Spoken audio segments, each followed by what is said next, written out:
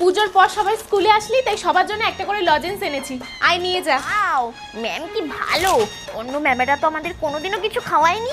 আচ্ছা শোন, বলছি কি, শুধু লজেন্স না, ঠিক আছে, তোরা আজকে টিফিন টাইমে ক্যান্টিনে গিয়ে যে যা খুশি তাই খাবি, যে যা খুশি, টাকাটা আমি দেব, ঠিক আছে, আমার তরফ থেকে থাকবে।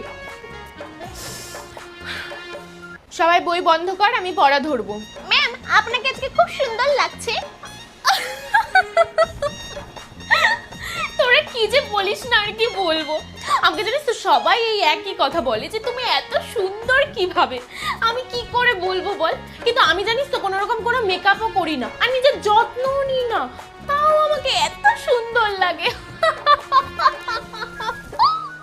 আচ্ছা, রাজা কুমিরের পিঠে চড়ে বনে যাচ্ছে, এখান থেকে রিডিং পড়। ম্যাম, আপনি এত সুন্দর রিডিং কি করে পড়েন বলুন তো।